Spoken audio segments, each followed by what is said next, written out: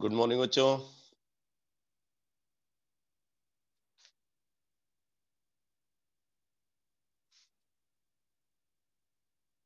Good morning.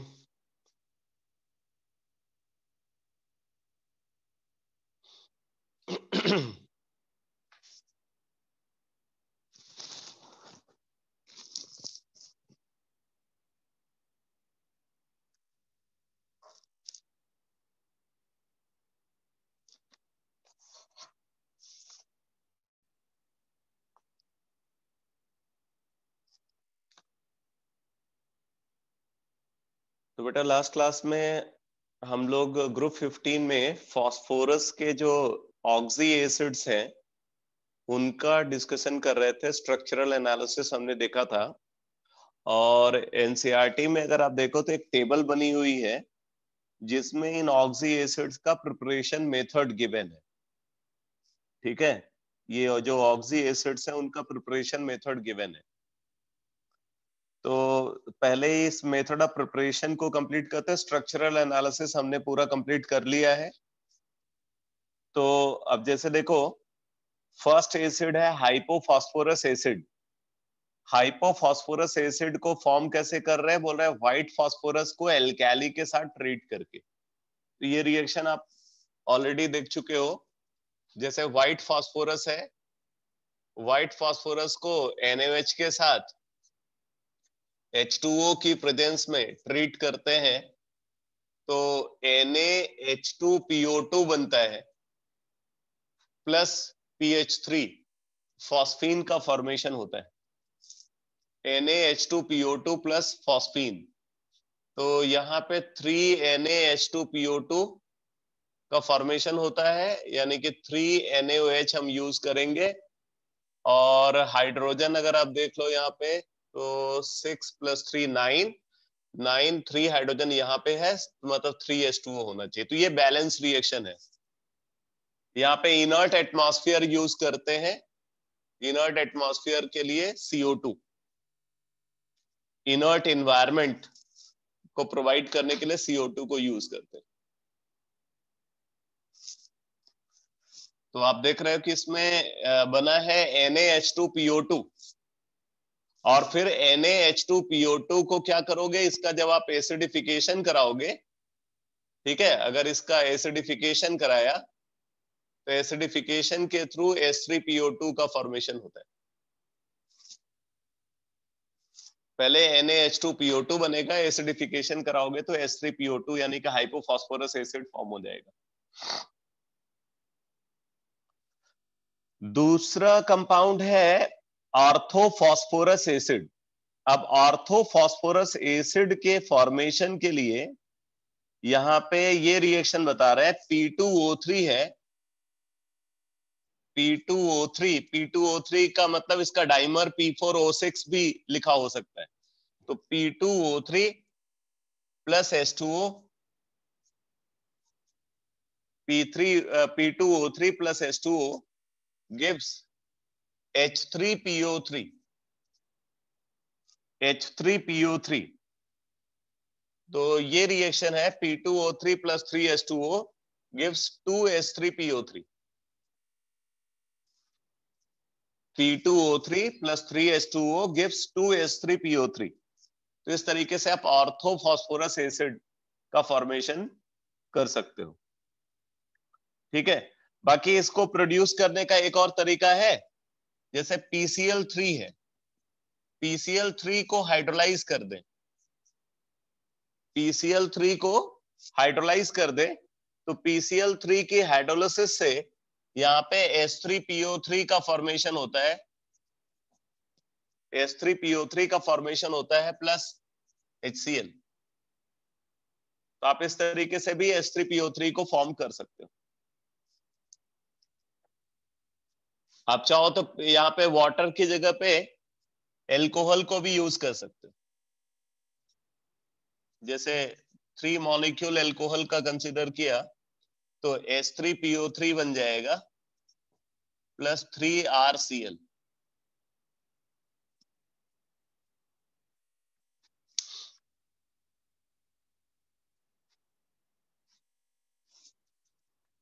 तो H3PO3 को अगर फॉर्म करना है तो एक तो एनहाइड्राइड की हाइड्रोलिसिस करा करके इसको बना सकते हो, और दूसरा जो फास्फोरस हैलाइड है PCl3 उसकी हाइड्रोलिसिस करा के या उसकी एल्कोहोलिसिस करा करके H3PO3 का फॉर्मेशन कर सकते हो।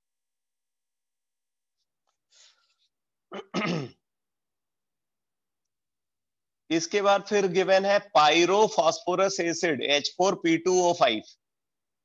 अब पायरोफॉस्फोरस एसिड का फॉर्मेशन कैसे पॉसिबल है? तो यहां पे एनसीईआरटी में जो मेथड बता रहे हैं उसमें बोल रहा है कि PCl3 को H3PO3 से रिएक्ट करा करके हम इसको फॉर्म कर सकते हैं। PCl3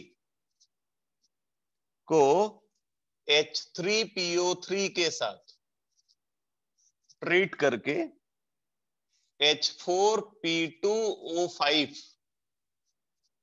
और HCl का फॉर्मेशन होता है। मैं बैलेंस रिएक्शन यहां पे लिख रहा हूं। 5H3PO3 gives 3H4P2O5 plus 3HCl। ये बैलेंस रिएक्शन है। PCl3 को H3PO3 से रिएक्ट करा करके H4P2O5 और HCl का फॉर्मेशन करते हैं। तो एनसीईआरटी में सिर्फ PCl3 और H3PO3 गिवन है, मैंने पूरी बैलेंस रिएक्शन यहां पे लिख दी है।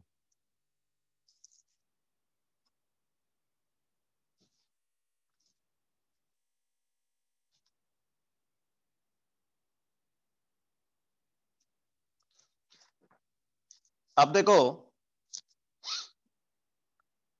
अगर हमें हाइपोफॉस्फोरिक एसिड का फॉर्मेशन करना है H4P2O6, इसको बोलते हैं हाइपोफॉस्फोरिक एसिड, तो फॉर्म करने के लिए रेड फास्फोरस को एल्कैली से रिएक्ट करा रहे हैं। एनसीईआरटी में जो रिएक्शन है उसमें रेड फास्फोरस को एल्कैली से रिएक्ट करा करके इसका फॉर्मेशन कर रहे हैं, ठीक है। बट एक्चुअल में रिएक्शन ये है, रेड फास्फोरस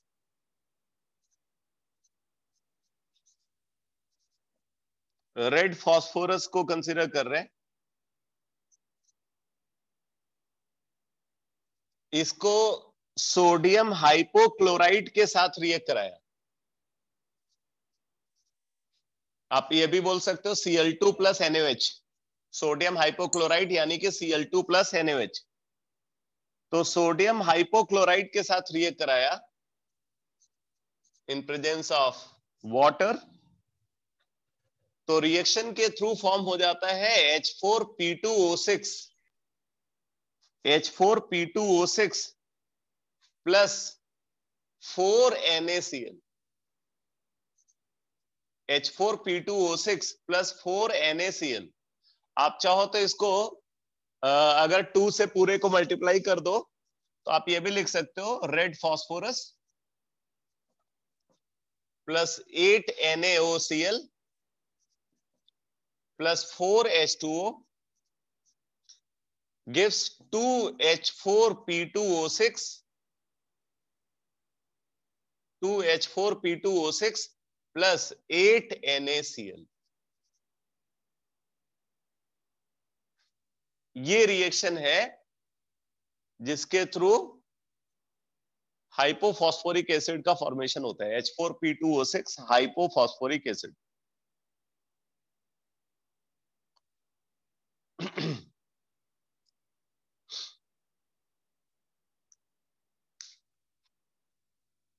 अब इसके बाद गिवन है orthophosphoric acid.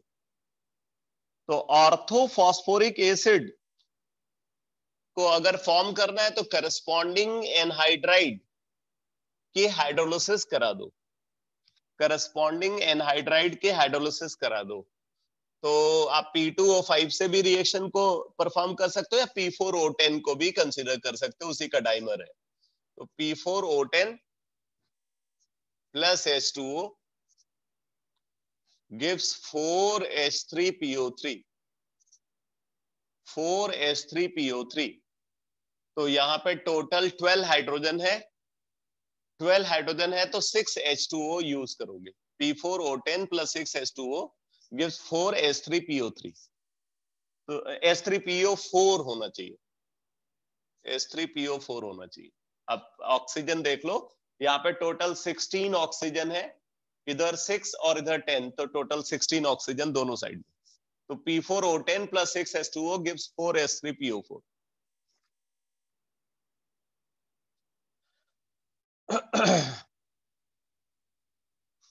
Pyrophosphoric acid, pyrophosphoric acid को फॉर्म करने के लिए बोल रहे हैं कि फॉस्फोरिक एसिड को हीट करके हम इसको बना सकते हैं। फॉस्फोरिक एसिड को हीट करके इसका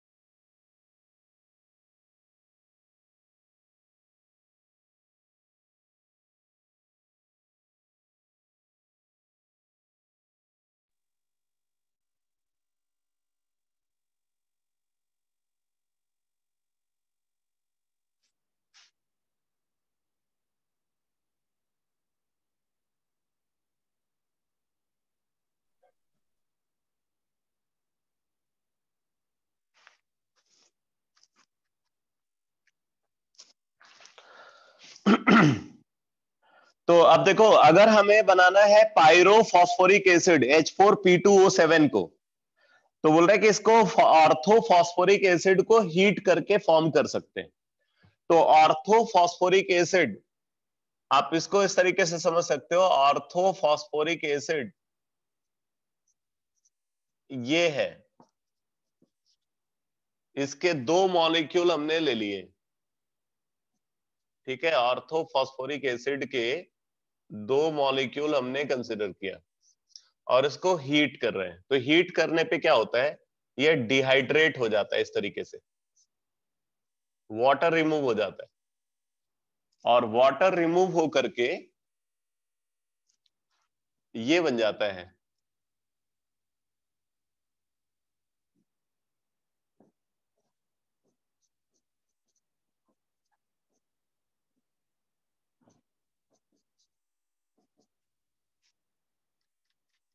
तो ये है पायरोफॉस्फोरिक एसिड H4P2O7। तो इस तरीके से पायरोफॉस्फोरिक एसिड का फॉर्मेशन होता है।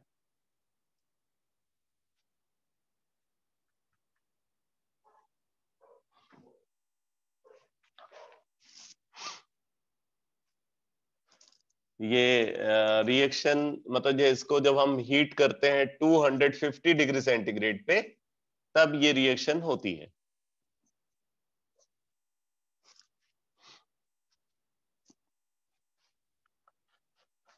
मेटाफॉस्फोरिक एसिड, तो मेटाफॉस्फोरिक एसिड को कैसे फॉर्म कर रहे हैं, बोल रहे हैं फास्फोरस एसिड को ब्रोमीन के साथ रिएक्ट कराते हैं, तो ब्रोमीन क्या करेगा, फास्फोरस एसिड को ऑक्सीडाइज कर देगा। तो phosphorus acid plus bromine heated in a sealed tube, तो ये बैलेंस रिएक्शन है। देखो बेटा, 3H3PO3, फास्फोरस एसिड यानी कि ऑर्थोफॉस्फोरस एसिड, इसको ब्रोमीन के साथ हीट किया इन अ सील्ड ट्यूब।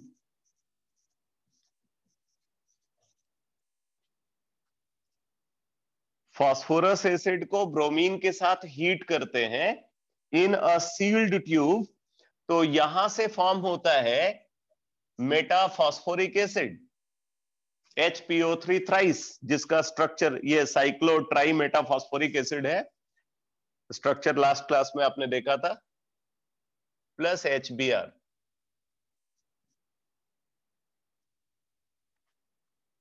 तो इस तरीके से मेटा फॉस्फोरिक एसिड का फॉर्मेशन होता है।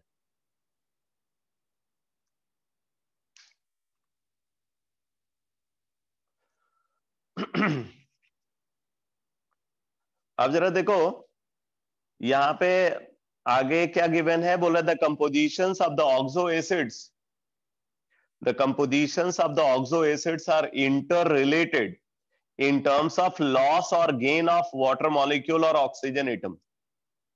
Loss or gain of water molecule or oxygen atom. The structures of some important oxo acids are given below. Structural analysis हम लोग already कर चुके हैं। इसके बाद आगे बोल रहा है कि in oxo acids phosphorus is tetrahedrally surrounded by other atoms. मतलब यहाँ पे फास्फोरस का हाइब्रिडाइजेशन जो है वो sp3 होता है। In oxo acids, phosphorus is tetrahedrally surrounded by other atoms. All these acids contain at least one p double bond O. सब में एक p double bond O जरूर प्रेजेंट होता है, and one POH bond. एक p double bond O होता है और एक POH bond होता है, और फास्फोरस का हाइब्रिडाइजेशन sp3 होता है, और फास्फोरस हमेशा पेंटावैलेंट होता है। ये सब फीचर्स हैं, इनको दिमाग में रखना है। The oxo acids in which phosphorus has lower oxidation state less than +5 contain in addition to p double bond O and POH bond either phosphorus phosphorus single bond or phosphorus hydrogen single bond but not both। बहुत important point है, बोले phosphorus के वो acids जहां पे phosphorus की oxidation state less than +5 है, उनके अंदर P डबल बॉन्ड O और POH बॉन्ड के साथ साथ या तो फास्फोरस फास्फोरस सिंगल बॉन्ड होगा या फास्फोरस हाइड्रोजन सिंगल बॉन्ड होगा, दोनों एक साथ नहीं हो सकते। कहने का मतलब यह है कि अगर मान लो हम इसको कंसीडर कर रहे हैं, जैसे ये स्ट्रक्चर हम बना रहे हैं,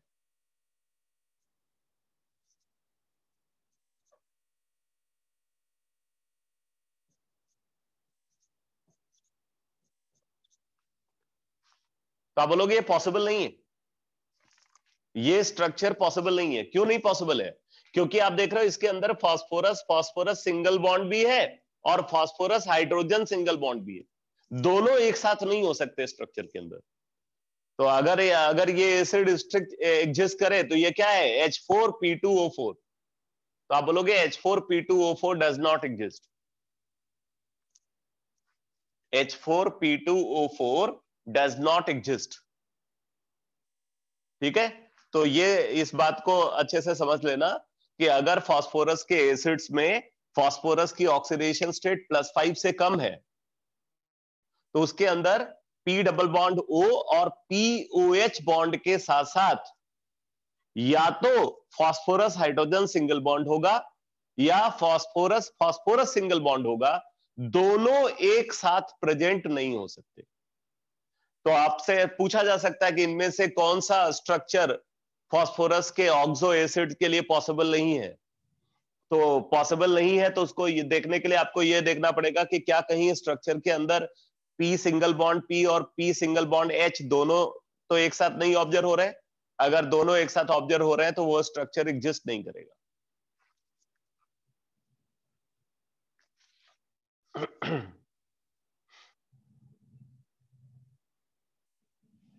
बोला these acids in +3 oxidation state of phosphorus tend to disproportionate to higher and lower oxidation states.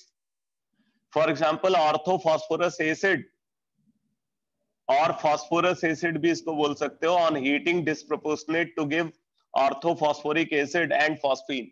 अब ये बात आपको पहले भी मैंने बताया था कि जो लोअर ऑक्सीडेशन स्टेट वाले ऑक्सो एसिड हैं फास्फोरस के, जब आप उनको हीट करोगे तो वो हाईएस्ट ऑक्सीडेशन स्टेट और लोएस्ट ऑक्सीडेशन स्टेट में कन्वर्ट होते हैं। लोएस्ट ऑक्सीडेशन स्टेट के करस्पॉन्डिंग वो हमेशा फॉस्फीन बनाते हैं, और हाईएस्ट ऑक्सीडेशन स्टेट के करस्पॉन्डिंग वो H3PO4 का फॉर्मेशन करते हैं। ठीक है, तो जैसे H3PO3 है, उसको हीट कर रहे हैं तो H3PO4 और फॉस्फीन बन रहा है। ऐसे अगर आप H3PO2 को कंसीडर करो तो H3PO2 को भी हीट करके आप H3PO4 और फॉस्फीन का फॉर्मेशन को देखोगे।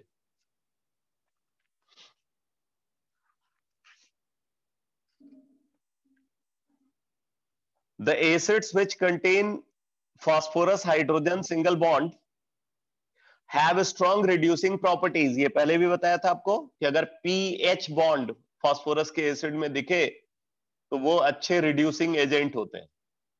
ठीक है, वो अच्छे रिड्यूसिंग एजेंट होते हैं जिनमें P single bond H present होता है।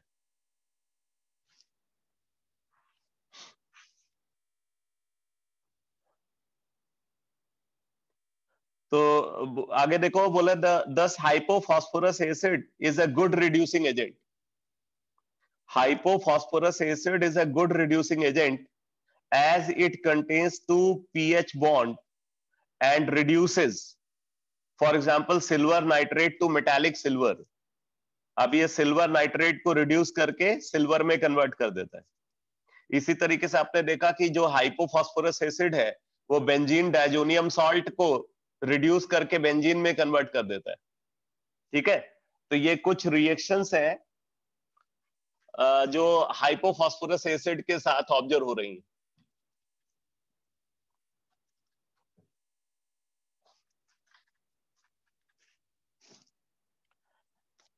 एक तरफ तो बोल रहे हैं कि ये सिल्वर नाइट्रेट को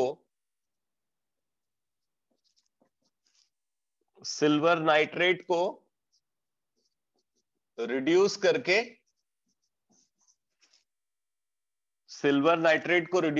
सिल्वर में कन्वर्ट कर रहे हैं और खुद ऑक्सीडाइज होकर के H3PO4 में कन्वर्ट हो रहा है।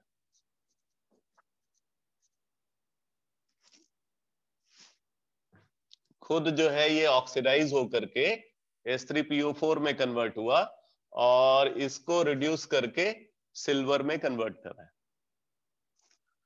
साथ में नाइट्रिक एसिड का फॉर्मेशन होता है। इसी तरीके से अगर हम इसको मर्क्यूरी क्लोराइड से रिएक्ट कराएं, मर्क्यूरी क्लोराइड,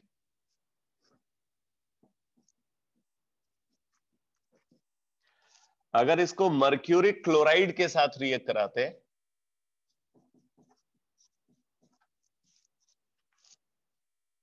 तो मर्क्यूरी क्लोराइड को ये रिड्यूस करके मर्करी में कन्वर्ट कर देता है। ठीक है, खुद ऑक्सीडाइज होकर के H3PO4 में कन्वर्ट हो जाएगा और इसके साथ HCl का फॉर्मेशन होता है। इसके साथ HCl का फॉर्मेशन होता है, मतलब मर्क्यूरी क्लोराइड बन गया मरकरी, H3PO2 बन गया H3PO4।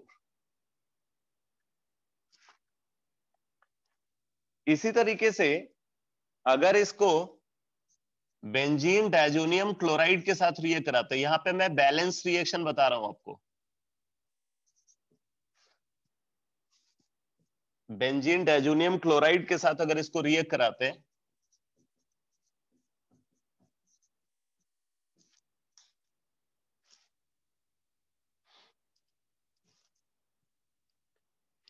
तो प्रोड्यूस हो जाता है बेंजीन, और ये ऑक्सीडाइज होकर के H3PO4 बना लेता है। साथ में नाइट्रोजन गैस रिलीज होती है प्लस HCl। ये बैलेंस्ड केमिकल रिएक्शन है। ठीक है, यहां पे आप देख रहे हो कि ये H3PO4 में कन्वर्ट हुआ और बेंजीन डायजोनियम सॉल्ट को ये बेंजीन में कन्वर्ट कर रहा है।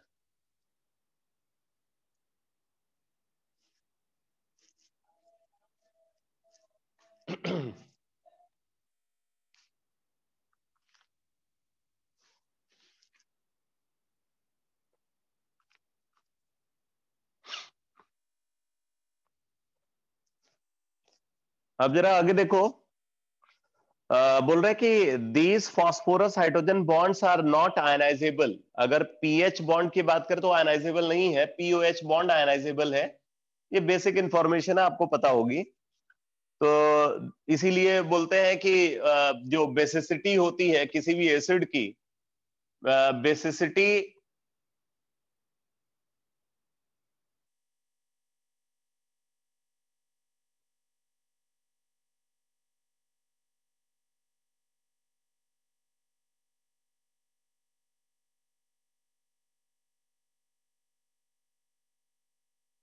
नहीं, +5 के लिए वो वैलिड नहीं है। ठीक है, ये सिर्फ +5 से लोअर ऑक्सीडेशन स्टेट वाले जो ऑक्सो एसिड्स हैं उनके लिए ट्रू है।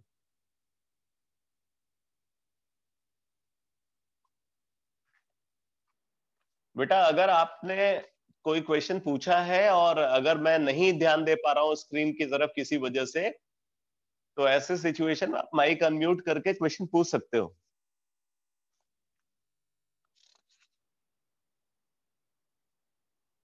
तो अब देखो यहाँ पे बोल रहे हैं कि these phosphorus hydrogen bonds are not ionisable to give H positive and do not play any role in basicity. इनका बेसिसिटी डिटर्मिनेशन में कोई रोल नहीं होता। Only those hydrogen atoms which are attached with oxygen in POH form are ionizable and cause the basicity. Thus, S3PO3 and S3PO4 are dibasic and tribasic respectively. As the structure of S3PO3 has 2 POH bond and S3PO4 has 3. ठीक है, तो ये information NCERT में given है। अब जरा booklet निकालो, booklet से मैं आपको कुछ एडिशनल इंफॉर्मेशन बताता हूं।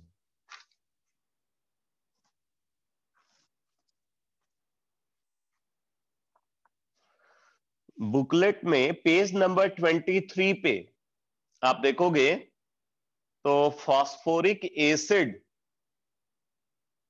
का डिस्कशन गिवन है। फास्फोरिक एसिड और phosphorus acid, phosphoric acid and phosphorus acid का डिस्कशन है पेज नंबर 23 पे।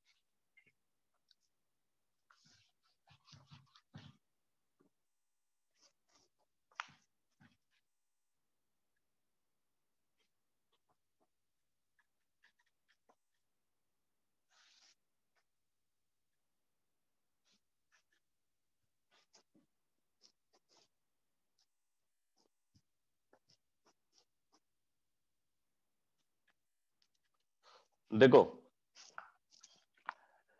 यहां पे फास्फोरिक एसिड का प्रिपरेशन मेथड बता रहे हैं। पहला मेथड है PCl5 के हाइड्रोलिसिस करा करके H3PO4 को फॉर्म कर सकते हैं। एनसीईआरटी में आपने देखा सिर्फ एक मेथड था, वो था P4O10 की हाइड्रोलिसिस से H3PO4 का फॉर्मेशन। ये रिएक्शन आपने पहले देखा भी है। PCl5 को अगर हम कंप्लीटली हाइड्रोलाइज करें, पार्शियली हाइड्रोलाइज करते हैं तो POCl3 बन जाता है, और अगर हम इसको कंप्लीटली हाइड्रोलाइज करते हैं तो कंप्लीट हाइड्रोलिसिस के थ्रू H3PO4 का फॉर्मेशन होता है। मैंने बताया था कि PCl5 में जो एक्सियल बॉन्ड होता है वो वीक है इक्वेटोरियल बॉन्ड के कंपेयर में। तो पहले हाइड्रोलिसिस में एक्सियल क्लोरीन रिमूव होता है तो उससे POCl3 बन जाता है। फिर उसके बाद बाकी जो 3 क्लोरीन है वो भी रिमूव हो जाते हैं और वहां से H3PO4 का फॉर्मेशन होता है। दूसरा मेथड बता रहे हैं कैल्शियम फॉस्फेट है, कैल्शियम फॉस्फेट को सल्फ्यूरिक एसिड से रिएक्ट करा करके H3PO4 का फॉर्मेशन कर रहे हैं। अब ये रिएक्शन और इफेक्टिवली प्रोसीड करेगी क्योंकि यहाँ पे आप बाई प्रोडक्ट जो देख रहे हो वो प्रेसिपिटेट आउट हो रहा है। बाई प्रोडक्ट यहाँ पे प्रेसिपिटेट आउट हो रहा है, इसलिए H3PO4 की यील्ड बहुत अच्छी होगी।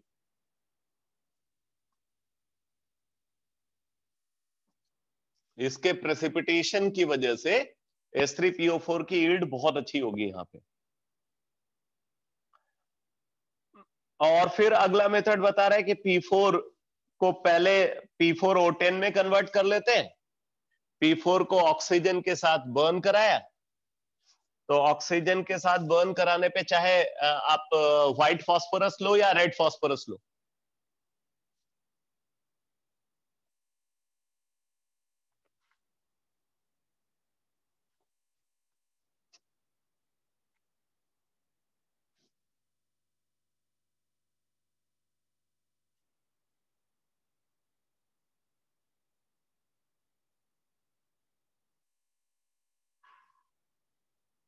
अभी तो वो वेटिंग रूम में भी नहीं है। अगर वेटिंग रूम में होता तो मैं एंटर कर लेता उसको। सर वो कह रहा था कि रिमूव फ्रॉम होस्ट आ रहा है वहां पे बार बार। हाँ तो हो सकता हो लेट से ज्वाइन किया हो इसलिए रिमूव कर दिया हो। ओके सर, कह देता हूँ। अब ये अब लगा तो कोई बराबर बैठा थोड़ी रहेगा बेटा जो है कि एंट्री कराने के लिए। आप लोगों को ध्यान देना चाहिए कि 8:15 8:20 तक मैक्सिमम जो है आप क्लास में एंटर कर लो, नहीं तो फिर ये प्रॉब्लम तो आपको फेस करना ही पड़ेगा। अब आप देख रहे हो कि अगर नहीं ध्यान दे तो फिर हो क्या रहा है क्लास में।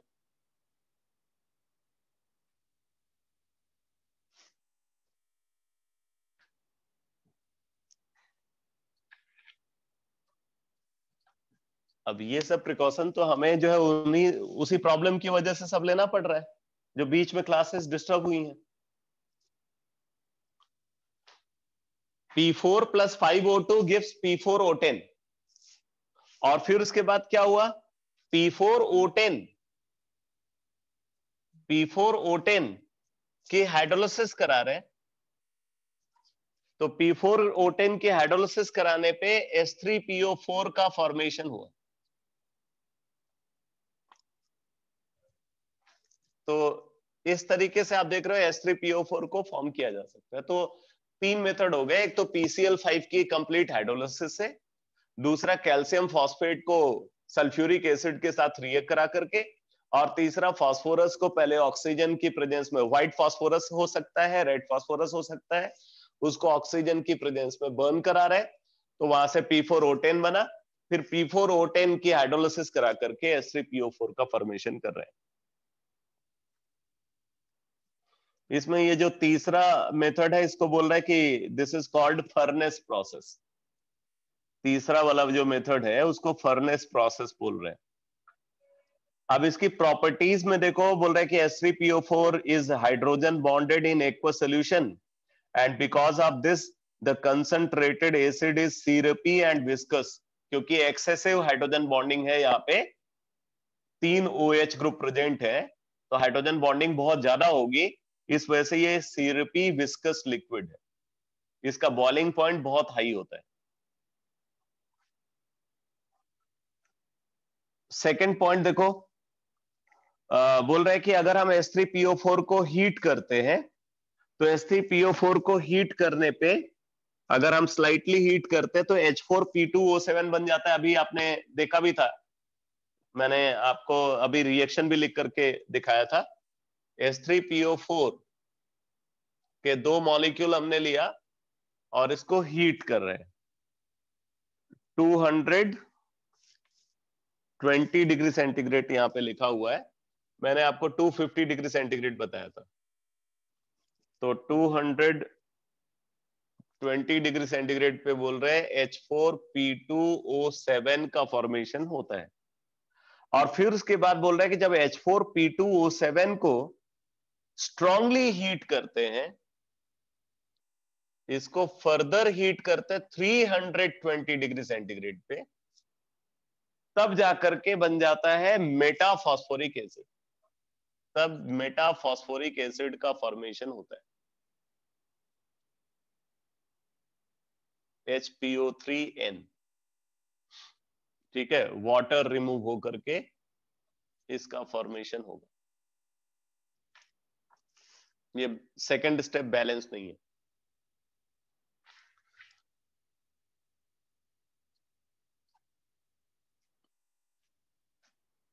तो ये आपको ये ध्यान रखना है, ऑर्थोफॉस्फोरिक एसिड को 220 डिग्री सेंटीग्रेड पे हीट करने पे H4P2O7 का फॉर्मेशन हो रहा है।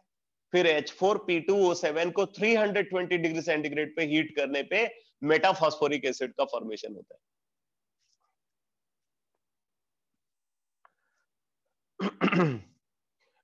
इसके बाद अगला कंपाउंड है फास्फोरस एसिड H3PO3।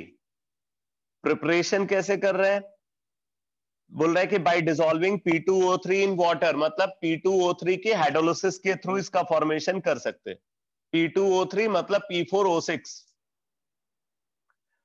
तो P2O3 plus 3H2O gives 2H3PO3 बोल सकते हो, या P4O6 plus 6H2O gives 3H3 ये 4H3PO3।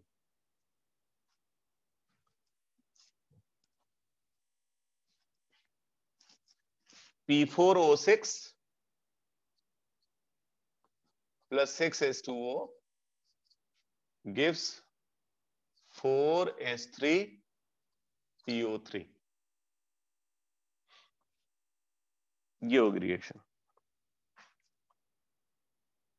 एक मेथड ये हो गया। दूसरा मेथड बता रहा है bye hydrolysis of PCl3 with water. अभी आपने ये भी देखा था, PCl3 की हाइड्रोलिसिस कराने पे H3PO3 और HCl बन जाता है। आप यहाँ पे यूज कर सकते हो एल्कोहल को यूज कर सकते हो, कार्बोक्सिलिक एसिड को यूज कर सकते हो इंस्टेड ऑफ वाटर। वाटर की जगह पे एल्कोहल और कार्बोक्सिलिक एसिड को भी यूज किया जा सकता है। The solution containing H3PO3 and HCl is heated to 180 degrees centigrade and HCl gas is driven out.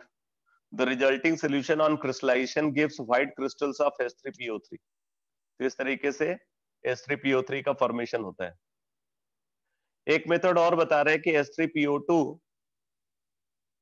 का कंसंट्रेटेड सॉल्यूशन को हीट कर रहे हैं, तो एक तरीके से ये भी एक डिस्प्रोपोर्शनेशन स्टेप हो गया। ये जो है ये एक डिस्प्रोपोर्शनेशन स्टेप है।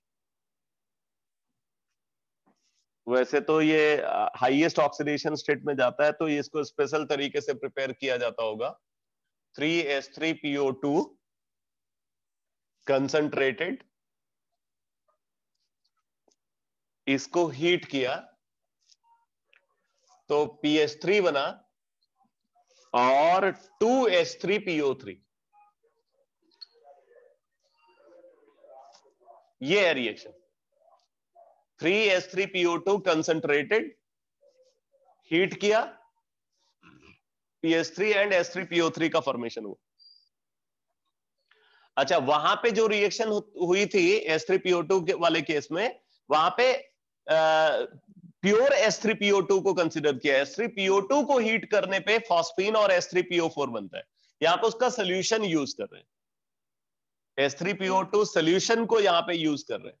वहां पे प्योर H3PO2 को हीट करते हैं, मतलब एक तरीके से एनहाइड्रस H3PO2 को हीट करते हैं। तो ये तीसरा मेथड हो गया H3PO3 को फॉर्म करने का। इसकी प्रॉपर्टीज में देखो, बोल रहा है कि it is a white crystalline solid soluble in water and having melting point of 74 degree centigrade. तो ये व्हाइट क्रिस्टलाइन सॉलिड है, वाटर में soluble है और इसका मेल्टिंग पॉइंट 74 डिग्री सेंटीग्रेड है। It is a weak acid and a reducing agent. ये weak acid होता है। वैसे तो फास्फोरस के जितने भी एसिड्स हैं सब वीक एसिड्स होते हैं, ठीक है। और ये रिड्यूसिंग एजेंट है क्योंकि पीएच बॉन्ड प्रेजेंट है। तो पीएच बॉन्ड प्रेजेंट होने की वजह से ये रिड्यूसिंग एजेंट है। It is a weak acid and a reducing agent.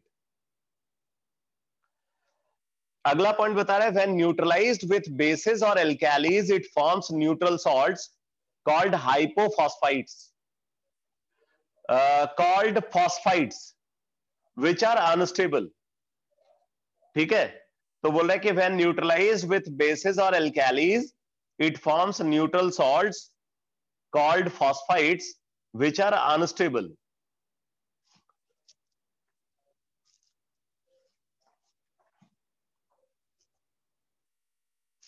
ये Na3PO3 बनाया है इन्होंने, Na3PO3 तो बनेगा ही नहीं।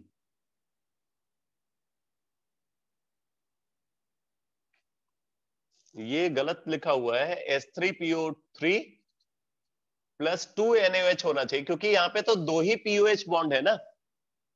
दो पीओएच बॉन्ड है तो फिर तीसरा हाइड्रोजन थोड़ी रिप्लेस होगा, ठीक है। H3PO3 plus 2NaOH gives Na2HPO2, Na2HPO2, Na2HPO2 plus 2H2O, ये होना चाहिए। H3PO3 plus 2NaOH gives Na2HPO2 HPO3, Na2HPO3 plus 2H2।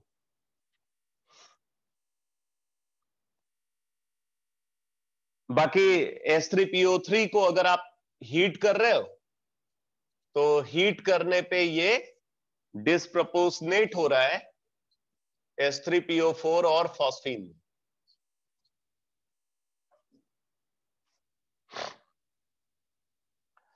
अगर H3PO3 को PCl5 से रिएक्ट कराया जाए तो PCl5 से रिएक्ट कराने पे क्या होगा,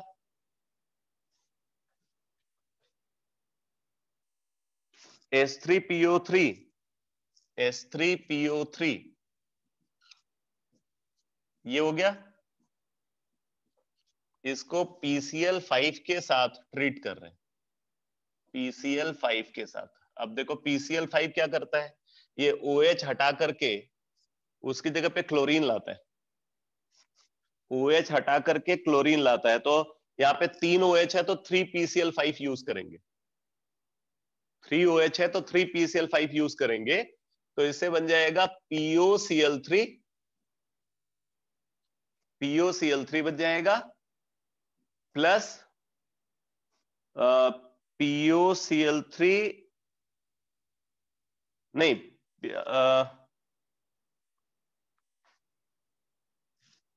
अच्छा ये तो हमने H3PO4 बना दिया है, H3PO3 है, H3PO3 है,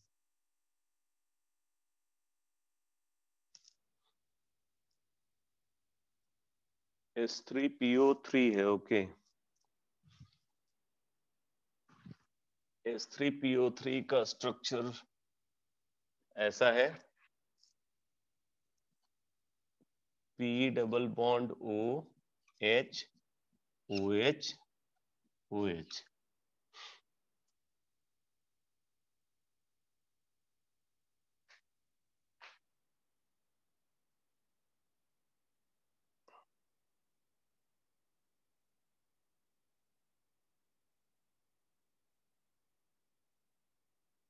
अब इसमें दो ही OH हैं, हाइड्रोजन को हटा रहे हैं ये,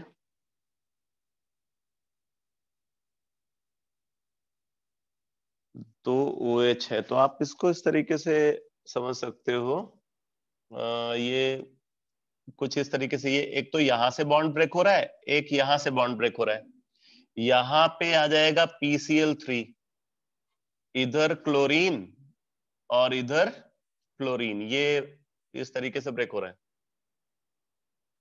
ठीक है। ऐसे ही ये वाला बॉन्ड भी ब्रेक हो रहा है, यहां पे PCl3 आ गया, इधर क्लोरीन और इधर क्लोरीन,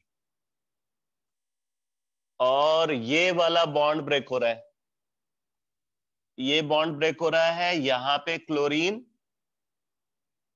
ठीक है, यहां पे क्लोरीन आ रहा है, और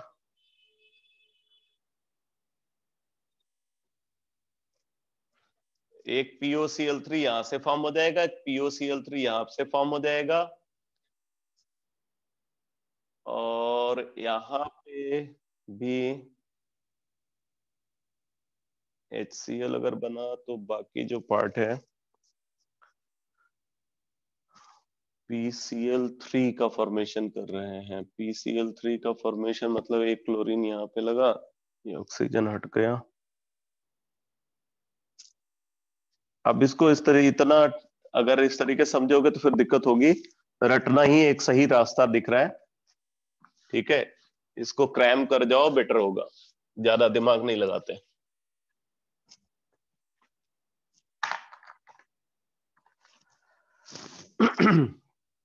तो इसमें रिएक्शन क्या है, H3PO3 है, H3PO3 को PCl5 के साथ ट्रीट कर रहे हैं, तो PCl3 बन जाता है, ठीक है, PCl3 बन जाता है, मतलब ये H3PO3 PCl3 में कन्वर्ट हो गया, और PCl5 POCl3 में कन्वर्ट हो गया, और साथ में बन गया HCl।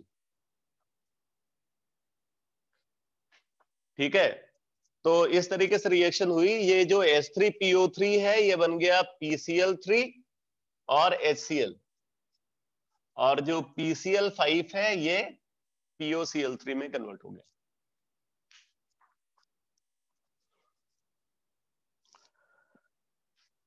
आगे देखो, बोले it is a strong reducing agent. ये दोनों रिएक्शन अभी मैंने जस्ट आपको बताया था, लेकिन ये मैंने H3PO2 के साथ बताया था, यहाँ पे H3PO3 के साथ उन्हीं को रिएक्ट करा रहे हैं। तो जैसे सिल्वर नाइट्रेट है, सिल्वर नाइट्रेट को फास्फोरस एसिड के साथ ट्रीट कर रहे हैं, तो ये उसको रिड्यूस करके सिल्वर में कन्वर्ट कर देगा, खुद ऑक्सीडाइज होकर के फास्फोरिक एसिड बना लेता है और साथ में नाइट्रिक एसिड। और ऐसे मर्क्यूरिक क्लोराइड को, ये मर्क्यूरिक क्लोराइड को रिड्यूस करके मरकरी नहीं बना रहा है, मर्क्यूरिक क्लोराइड को रिड्यूस करके मर्क्यूरस क्लोराइड बना रहा है, जबकि H3PO2 जो है वो इसको मरकरी में कन्वर्ट करता है। तो अब ये इंपॉर्टेंट है कि दोनों के साथ अलग अलग प्रोडक्ट बन रहा है। अगर मर्क्यूरिक क्लोराइड को, अगर मर्क्यूरिक क्लोराइड को H3PO2 के साथ ट्रीट कर रहे हैं फिर तो मरकरी बन रहा है, लेकिन अगर मर्क्यूरिक क्लोराइड को H3PO3 के साथ ट्रीट कर रहे हैं तो मर्क्यूरस क्लोराइड बन रहा है। यहां पे पार्शियल रिडक्शन हो रहा है और यहां पे कंप्लीट रिडक्शन हो रहा है, ये पार्शियल रिडक्शन है।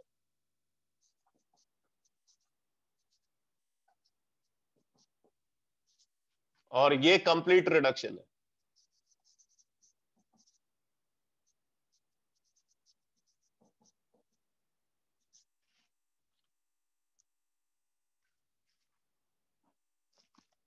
तो मर्क्यूरिक क्लोराइड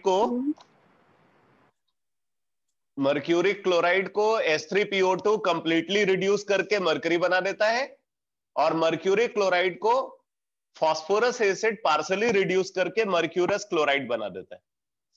तो इसको आप ध्यान रखना, ये डिफरेंट प्रोडक्ट बन रहे हैं, इसलिए इंपॉर्टेंट है ये।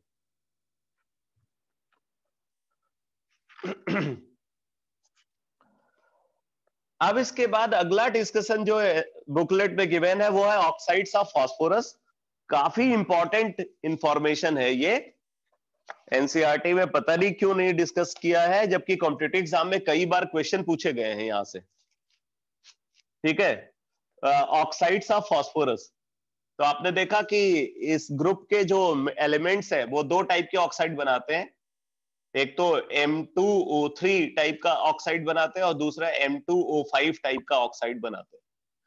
जिसमें ये जो M2O3 है, M2O3 और M2O5 ये मोनोमेरिक फॉर्म में एग्जिस्ट नहीं करना चाहते एक्सेप्ट नाइट्रोजन। नाइट्रोजन को छोड़ करके बाकी जो एलिमेंट्स हैं उनके केस में अगर आप देखोगे तो ये मोनोमेरिक फॉर्म में एग्जिस्ट करने की बजाय डायमेरिक फॉर्म में एग्जिस्ट करना चाहते हैं, बिकॉज उन एलिमेंट्स के साथ प्रॉब्लम क्या है, वो पी पाई मल्टीपल बॉन्ड फॉर्मेशन नहीं करना चाहते। पी पाई मल्टीपल बॉन्ड फॉर्मेशन टेंडेंसी सिर्फ नाइट्रोजन में होगी इस ग्रुप में, बाकी जो एलिमेंट्स है वो पी पाई मल्टीपल बॉन्ड नहीं फॉर्म करना चाहते।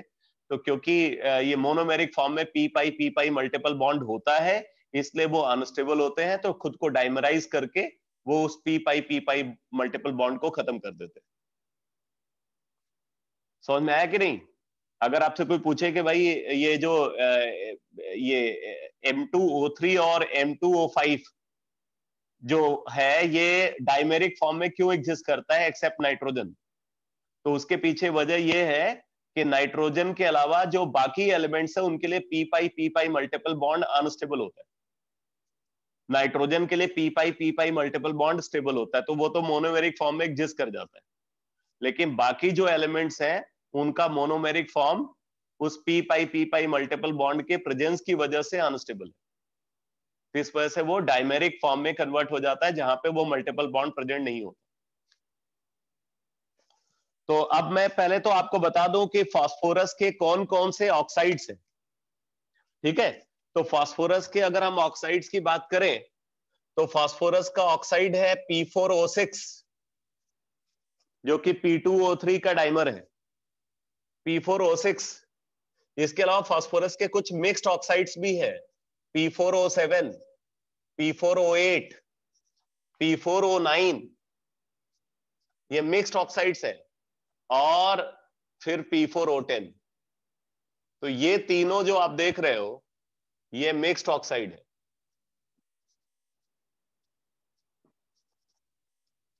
मिक्स्ड ऑक्साइड का मतलब कि इनके अंदर फास्फोरस की ना दो ऑक्सीडेशन स्टेट होती है, +3 एंड +5। इन तीनों में फास्फोरस की दो ऑक्सीडेशन स्टेट होती है, +3 एंड +5। यहां पे फास्फोरस की ऑक्सीडेशन स्टेट +3 होती है और यहां पे फास्फोरस की +5। यहां पे +3 एंड +5 बोथ।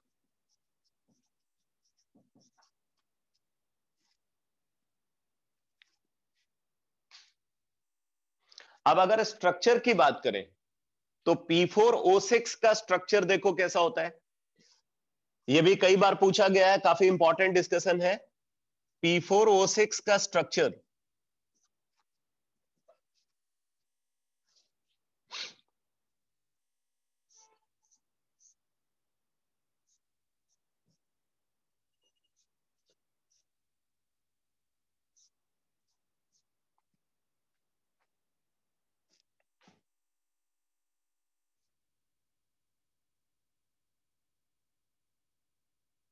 ये जितने भी फास्फोरस हैं सब एक दूसरे से कनेक्टेड होते हैं थ्रू फास्फोरस ऑक्सीजन बॉन्ड।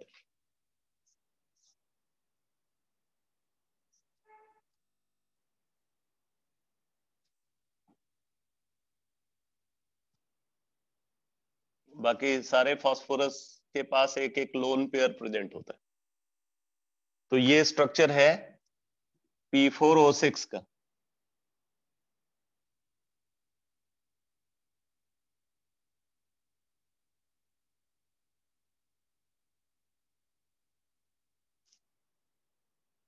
ये P4O6 का स्ट्रक्चर है।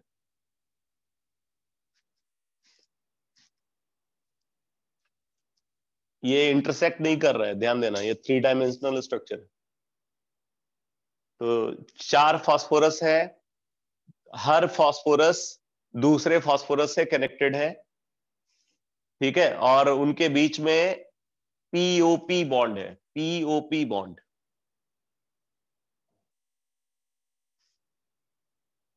तो कितने पीओपी बॉन्ड इसके अंदर है? 1 2 3 4 5 6, 6 पीओपी बॉन्ड है। 6 पीओपी बॉन्ड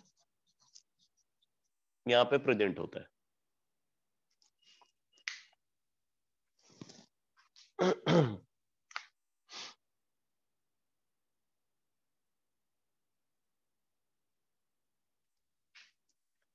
तो ये तो स्ट्रक्चर है P4O6 का।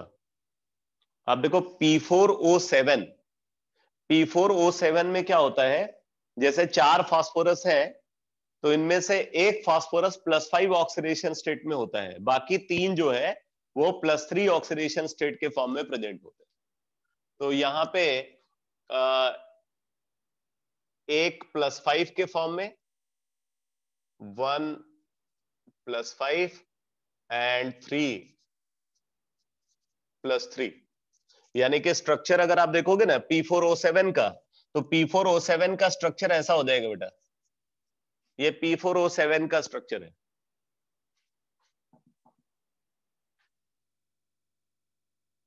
This is structure of P4O7। बनाते जाना अलग अलग, अलग अलग स्ट्रक्चर बनाते जाना।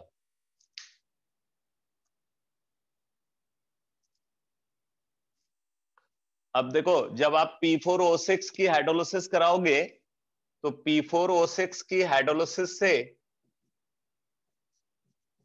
हमेशा +3 ऑक्सीडेशन स्टेट वाला ही एसिड बनेगा, तो H3PO3 बनता है। H3PO3 का फॉर्मेशन होता है। अगर P4O7 की हाइड्रोलिसिस कराते हैं, P4O7 की हाइड्रोलिसिस अगर कराते हैं, तो यहां पे एक फास्फोरस +5 ऑक्सीडेशन स्टेट में है और 3 +3 ऑक्सीडेशन स्टेट में। तो जो +3 ऑक्सीडेशन स्टेट वाले फास्फोरस है वो तो S3PO3 बनाते हैं, और जो +5 ऑक्सीडेशन स्टेट वाला फास्फोरस है वो S3PO4 बनाता है।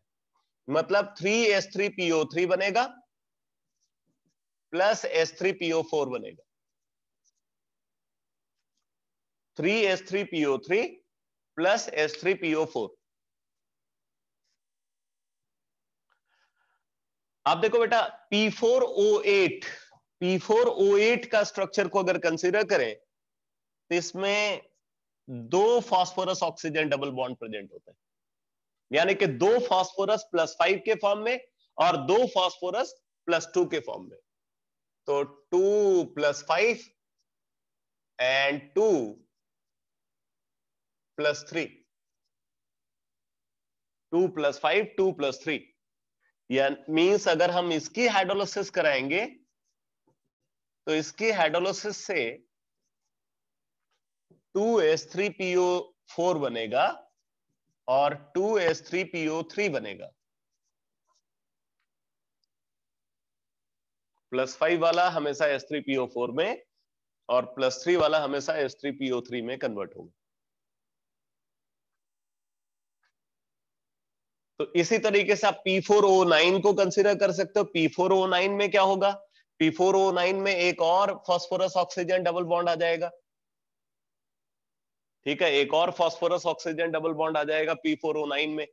तो यहाँ पे 3 + 5 और 1 + 3, तो अगर P4O9 की हाइड्रोलिसिस कराओगे तो इसकी हाइड्रोलिसिस से 3S3PO4 और 1S3PO3 का फॉर्मेशन देखने को मिलेगा।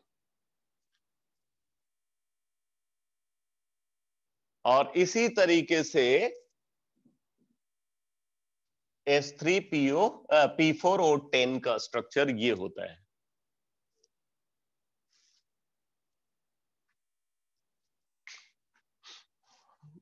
तो इसकी हाइड्रोलिसिस से सिर्फ S3PO4 बनेगा। ये क्लियर हो गया बेटा, ये पूरा डिस्कशन, इनकी स्ट्रक्चरल एनालिसिस, हाइड्रोलिसिस के प्रोडक्ट क्या बनेंगे।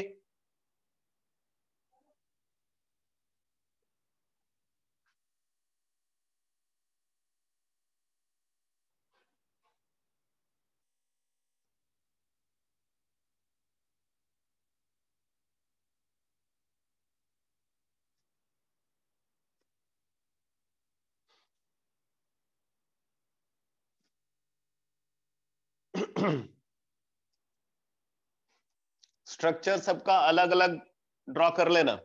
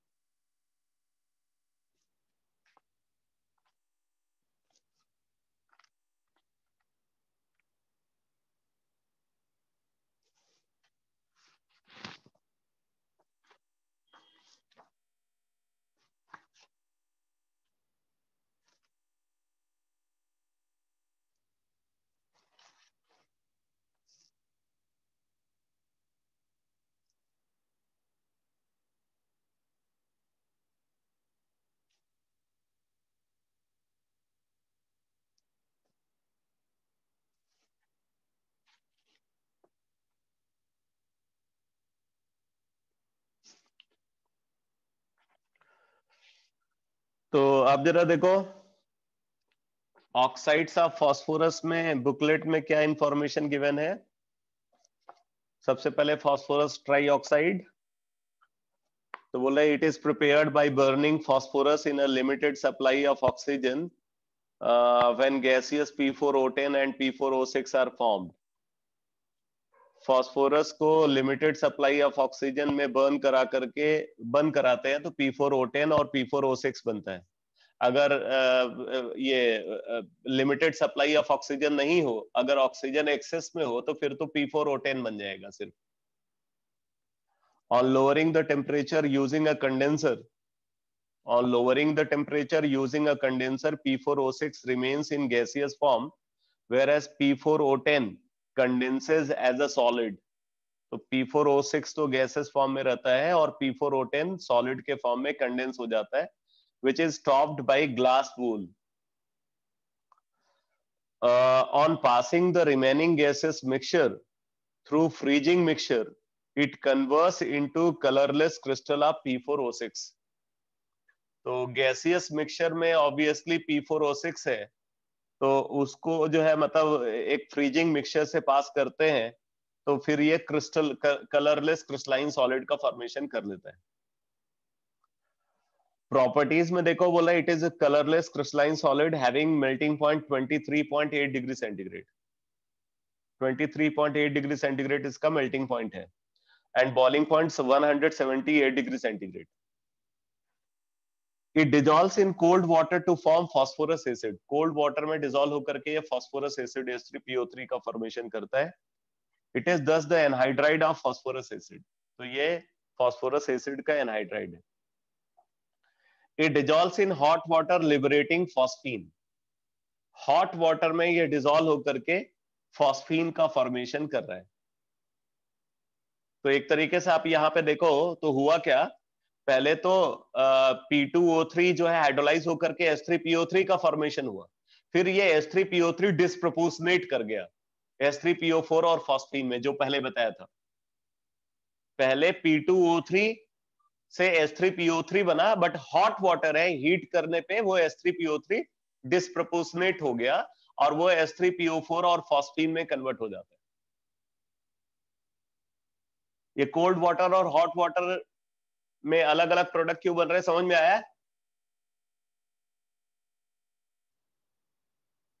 कोल्ड वाटर और हॉट वाटर में अलग अलग प्रोडक्ट क्यों बन रहे हैं, ये आपको समझ में आ रहा है या नहीं?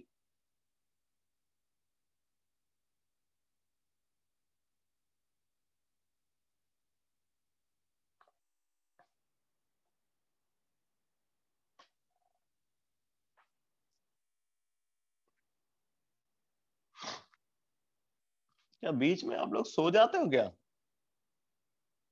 एकदम कोई रिस्पॉन्स ही नहीं आता है।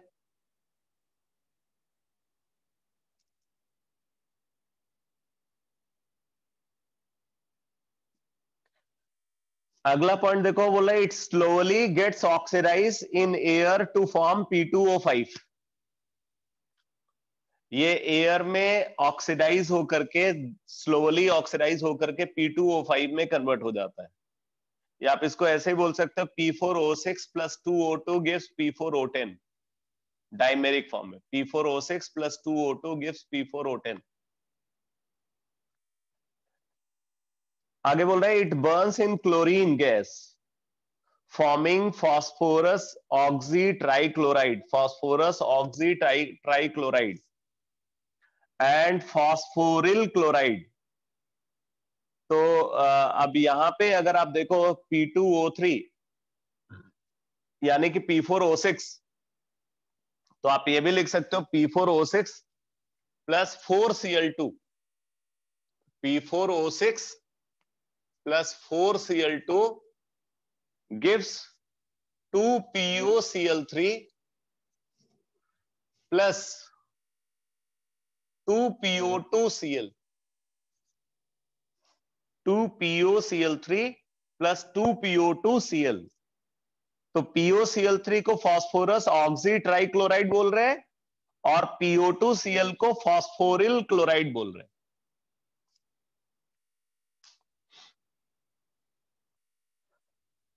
अगला कंपाउंड है phosphorus pentoxide P2O5।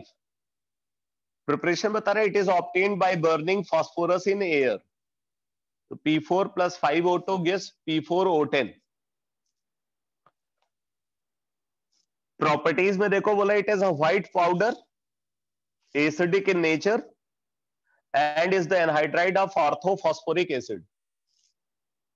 Its empirical formula is P2O5 and its molecular formula is P4O10. It सब्लाइम्स on heating eight 250 degree centigrade. 250 degree centigrade पे ये सब्लिमाइज हो जाता है। Action of water, it dissolves in water with hissing sound. It dissolves in water with hissing sound. अब ये important है। It dissolves in water with hissing sound forming metaphosphoric acid and finally orthophosphoric acid. पहले तो ये metaphosphoric acid form करता है और फिर फर्दर हाइड्रोलाइज होकर के ऑर्थोफॉस्फोरिक एसिड में कन्वर्ट हो जाता है। तो P4O10 plus 2H2O gives 4HPO3 बना, फिर HPO3 फर्दर हाइड्रोलाइज होकर के H3PO4 बन गया। डिहाइड्रेटिंग पावर, तो आपको पता होना चाहिए बहुत स्ट्रॉन्ग डिहाइड्रेटिंग एजेंट होता है। P2O5 is extremely powerful dehydrating agent. तो बोल रहा है dehydrates concentrated H2SO4 and concentrated HNO3। अब सोचो कंसंट्रेटेड H2SO4 जो अपने आप में डिहाइड्रेटिंग एजेंट है, उसको भी ये डिहाइड्रेट कर देता है। It dehydrates concentrated H2SO4 and concentrated HNO3 to SO3 and N2O5 respectively. Sulphur trioxide और नाइट्रोजन पेंटॉक्साइड में कन्वर्ट कर देता। तो HNO3 को जब P2O5 के साथ डिस्टिल करते हैं, मतलब हीट करते हैं, तो HPO3 और N2O5 बन जाता है। और H2SO4 को P2O5 के साथ अगर डिस्टिल कर रहे हैं तो HPO3 और SO3 का फॉर्मेशन होता है। HPO3 and SO3।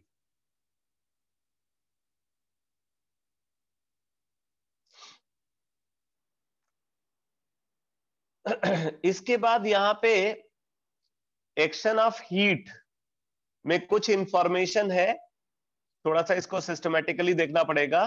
तो बोल रहा है जैसे Na-H2PO4 है, उसको ग्रेटर देन 160 डिग्री सेंटीग्रेड पे हीट कर रहे हैं तो Na-H2P2O7 का फॉर्मेशन होता है। अभी आपने देखा था H3PO4 को हीट करने पे H4P2O7 का फॉर्मेशन होता है। तो यहाँ पे H3PO4 की बजाय Na-H2PO4 है, तो Na-H2PO4 को माइक्रोकॉस्मिक सॉल्ट भी बोलते हैं। Na-H2PO4 को माइक्रोकॉस्मिक सॉल्ट बोलते हैं, इसको आप नोट कर लेना।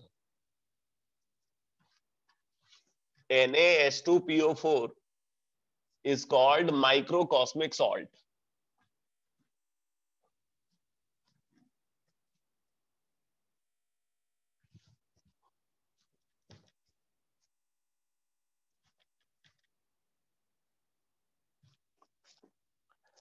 तो अगर Na-H2PO4 को हीट कर रहे हैं तो हीट करने पे यहां पे पहले फॉर्म होता है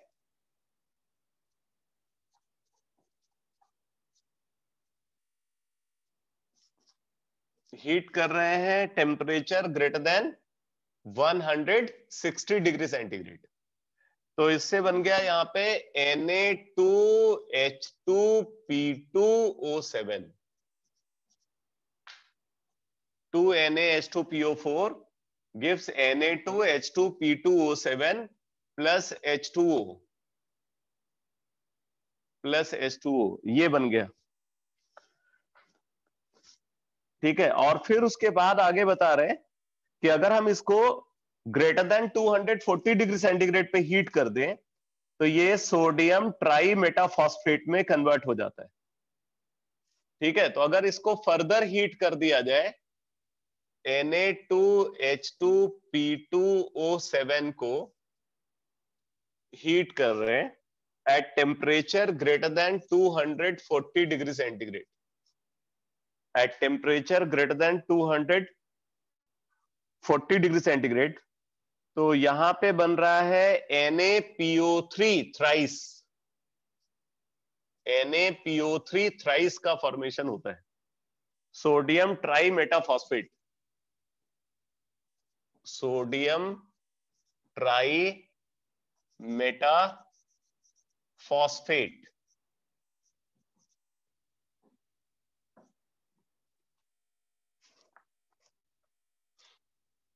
साइक्लोट्राई मेटाफॉस्फोरिक एसिड का ये सॉल्ट है,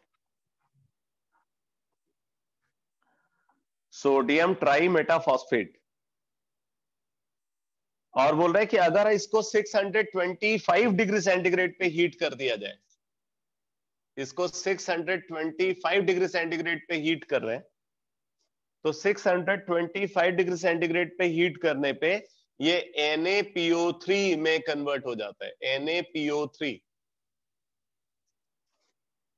ठीक है, ये मॉल्टेन फॉर्म में एग्जिस्ट करता है, NaPO3 मेल्ट में कन्वर्ट हो जाता है।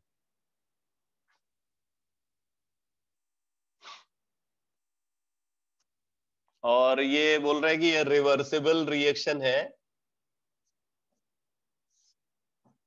अगर इसको कूल करें 350 टू 500 डिग्री सेंटीग्रेड तो ये वापस इसमें कन्वर्ट हो जाएगा। NaPO3 लिक्विड को अगर कूल करें तो कूल करने पे ये इसमें कन्वर्ट हो जाएगा, और हीट करने पे 625 डिग्री सेंटीग्रेड पे हीट करने पे ये NaPO3 लिक्विड में कन्वर्ट हो जाता है।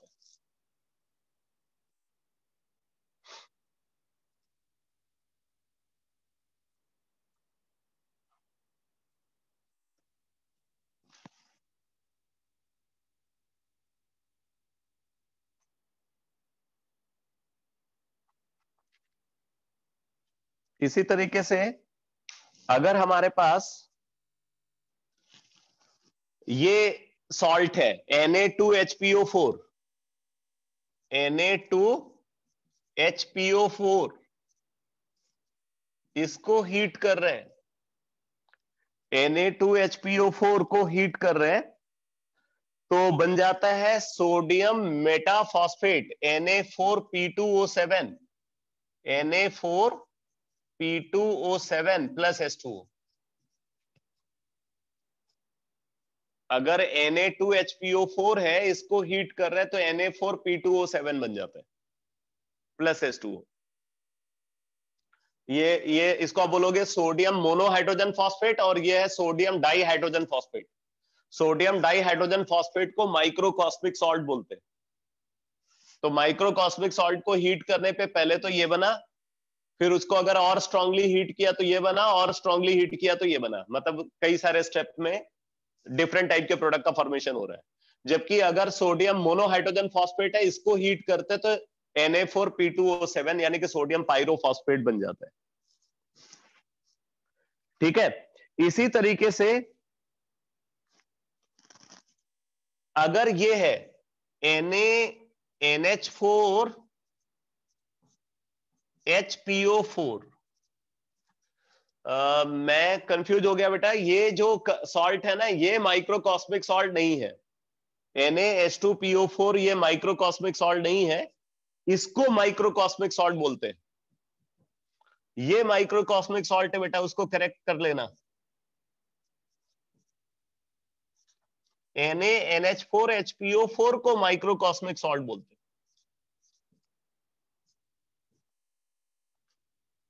NaNH4HPO4 को माइक्रोकॉस्मिक सॉल्ट बोलते हैं। ये सोडियम डाइहाइड्रोजन फॉस्फेट माइक्रोकॉस्मिक सॉल्ट नहीं है। तो अगर NaNH4HPO4 को हीट किया जाए, अगर इसको हीट करते हैं, ठीक है, तो हीट करने पे एक तो अमोनिया गैस रिलीज होती है, और अमोनिया गैस के साथ NaPO3 बनता है, NaPO3 बनता है, अमोनिया गैस रिलीज होती है, और साथ में H2O का फॉर्मेशन होता है, H2O का फॉर्मेशन होता है। ठीक है, वाटर वेपर। अगर माइक्रोकॉस्मिक सॉल्ट है, माइक्रोकॉस्मिक सॉल्ट को हम हीट करते हैं तो सोडियम मेटाफॉस्फेट का फॉर्मेशन होता है NaPO3, अमोनिया गैस और वाटर वेपर ये रिमूव हो जाएंगे।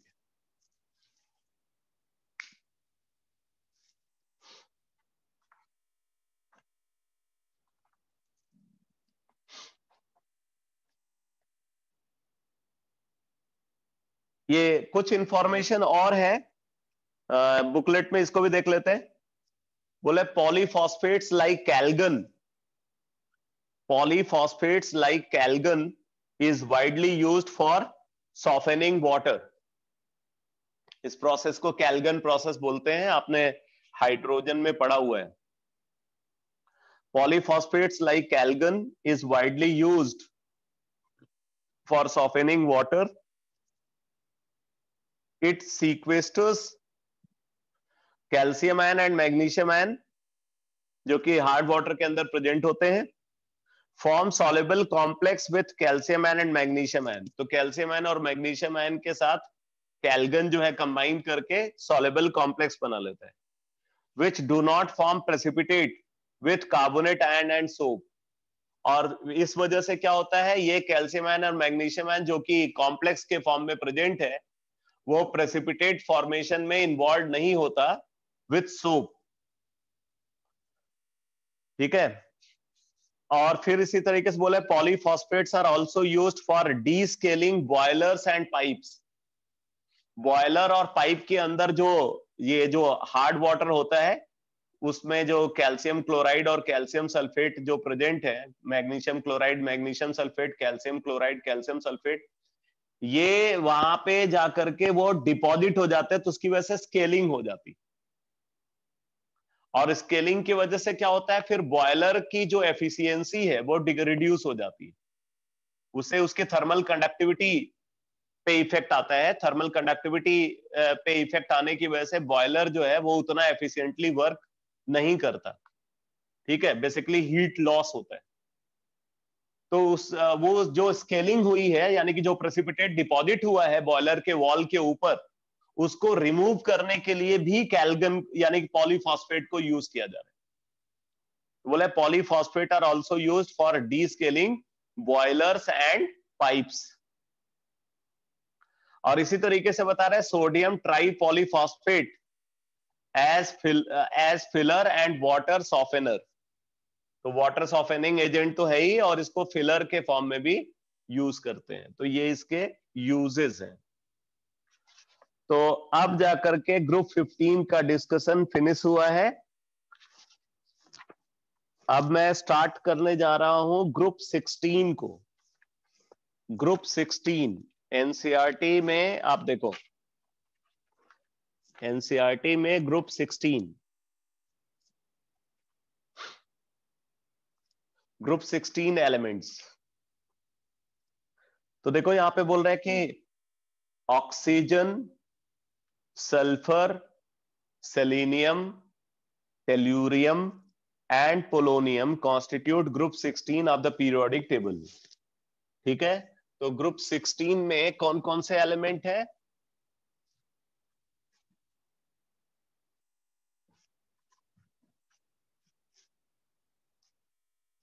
ग्रुप 16 में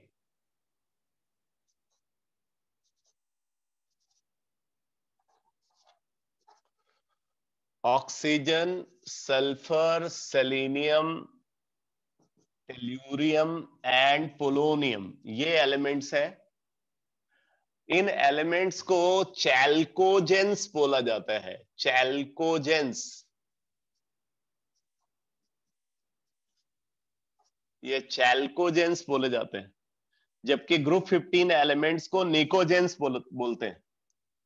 ठीक है, ग्रुप 15 एलिमेंट्स को निकोजेंस, PNICOGENS, और ग्रुप 16 एलिमेंट को चैल्कोजेंस बोलते हैं। चैल्क का मतलब होता है कॉपर। चैल्क याद करो, मैंने आपको मेटलर्जिकल एक्सट्रैक्शन में बताया था चैल्क के बारे में कि कॉपर के जो कॉपर अगर किसी ओर के अंदर प्रेजेंट है तो वहां पे चैल्क वर्ड यूज करते हैं। ठीक है, तो ये चैल्कोजेंस बेसिकली कॉपर के ओर के अंदर इनमें से कुछ एलिमेंट मिलते हैं, इस वजह से इनको चैल्कोजेंस बोला जाता है। तो आप यहां पे देखो, बोल रहे हैं oxygen, sulphur, selenium, tellurium and polonium constitute group 16 of the periodic table. This is sometimes known age group of चैल्कोजेंस. The name is derived from the Greek word for brass and points to the association of sulfur and its congeners with copper. Most copper minerals contain either oxygen or sulfur and frequently the other members of the group. Occurrence में देखो, बोला oxygen is the most abundant of all the elements on earth. Oxygen forms about 46.6% by mass of earth crust. Earth crust का 46.6% मास oxygen है. Dry air contains 20.946% oxygen by volume. ठीक है, dry air में oxygen का कितना percentage है? 20.946% by volume. However, the abundance of sulfur in the earth crust is only 0.03 to 0.1%. However, the abundance of sulfur in the earth crust is only 0.03 to 0.1%. Combined sulfur exists primarily as sulfates such as gypsum, Epsom salt, barite, and sulfides such as galena, zinc blende, copper pyrites. ये सारे name आपने ओर की list में देखा है. Traces of sulphur occur as hydrogen sulphide in volcanoes. जो volcanoes eruption होता है वहां पे हाइड्रोजन सल्फाइड गैस रिलीज होती है. Traces of sulphur occur as hydrogen sulphide in volcanoes. Organic minerals such as एक्स, organic minerals such as eggs, proteins, garlic, onion, mustard, hair and wool contain sulfur. इनके अंदर sulphur present होता है. जो organic material है जैसे egg है, protein है, गार्लिक है, ओनियन है, मस्टर्ड है, हेयर है एंड वूल, इनके अंदर सल्फर प्रेजेंट होता है. आगे देखो, बोल रहे selenium and tellurium are also found as metal selenides and tellurides in sulfide ores. Polonium occurs in nature as a decay product of thorium and uranium mineral. Thorium और uranium जब alpha decay करते हैं तो polonium का formation होता है. The important atomic and physical properties of group 16 along with electronic configuration are given in table 7.6. Some of the atomic, physical and chemical properties and their trends are discussed below. अब अगर आप इनका general electronic configuration देखो तो general electronic configuration क्या है? यहां पे है इनर्ट गैस NH2 NP4,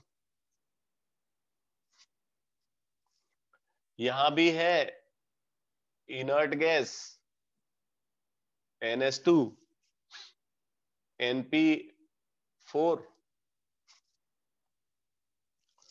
यहां पे है inert gas N-1 D10 NH2 NP4, inert gas N-1 D10 NH2 NP4.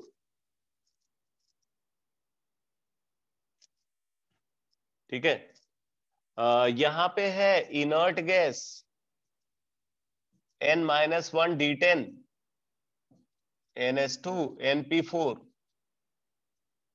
यहां पे है inert gas N-2 F14 N-1 D10 NH2 NP4.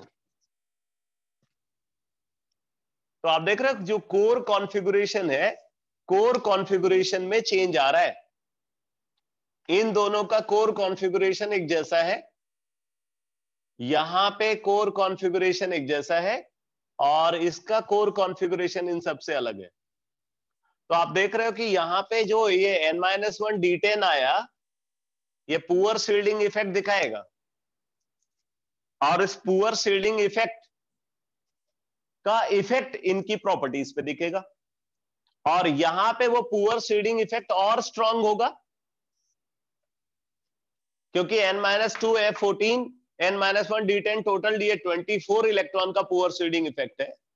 तो ये इफेक्ट इनकी प्रॉपर्टीज पे भी ऑब्जर्व होगा. ठीक है, ऑक्सीजन के लिए आप देखो तो N वैल्यू 2 होगी, सल्फर के लिए N वैल्यू 3 होगी, सेलेनियम के लिए N वैल्यू 4 होगी, टेल्यूरियम के लिए N 5 होगा और पोलोनियम के लिए N 6 होगा. इनर्ट गैस बदलता जाएगा। ठीक है, यहाँ पे हीलियम, यहाँ नियॉन, आर्गन, क्रिप्टन, जेनॉन।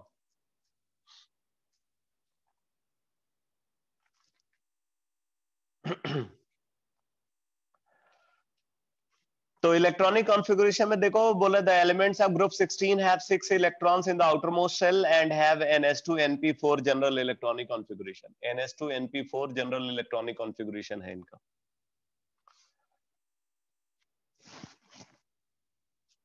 तो एक बार जरा पहले इस टेबल को देख लो बेटा, ये टेबल जो एनसीईआरटी में गिवन है। तो oxygen, sulphur, selenium, tellurium and polonium atomic number 8, 16, 34, 52 and 84 है। एटॉमिक मास इनका गिवन है। इलेक्ट्रॉनिक कॉन्फ़िगरेशन में देखो ऑक्सीजन का हीलियम 2s2 2p4, सल्फर का नियॉन 3s2 3p4, सेलेनियम का argon 3d10 4s2 4p4, tellurium का krypton 4d10 5s2 5p4 and polonium का xenon 4f14 5d10 6s2 6p4। ये इनका इलेक्ट्रॉनिक कॉन्फ़िगरेशन है। अगर आप कोवेलेंट रेडियस को देखो तो कोवेलेंट रेडियस ऑक्सीजन का 66 पिकोमीटर, सल्फर का 104 पिकोमीटर, बहुत ज्यादा डिफरेंस इन साइज है। फिर 117 पिकोमीटर साइज में थोड़ा ही इंक्रीज हुआ है। फिर 137 पिकोमीटर, यहां भी कोई ज्यादा इंक्रीज नहीं है। और फिर उसके बाद बहुत कम इंक्रीज 146 पिकोमीटर का हुआ है। तो सबसे ज्यादा साइज डिफरेंस ऑक्सीजन और सल्फर के बीच में आपको दिख रहा है। और ये इफेक्ट जो है इनकी प्रॉपर्टीज पे भी ऑब्जर्व होगा। मतलब ऑक्सीजन का साइज एक्सेप्शनली छोटा है।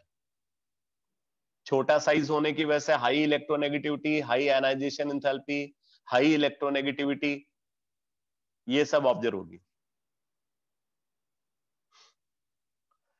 आयनिक रेडियस में अगर आप देखो तो ये डाइवेलेंट एनायन का फॉर्मेशन करेंगे। तो डाइवेलेंट एनायन के फॉर्म में इनका रेडियस गिवन है। तो ऑक्सीजन का 140 पिकोमीटर, सल्फर का 184 पिकोमीटर, सेलेनियम का 198 पिकोमीटर, टेल्यूरियम का 221 पिकोमीटर, पोलोनियम का 230 पिकोमीटर। एक बात आप देख सकते हो, ट्रेंड में कोई एबनॉर्मलिटी नहीं है, कहीं भी ऑर्डर चेंज नहीं हुआ। जो एक्सपेक्टेड ट्रेंड है वही ऑब्जर्व हो रहा है।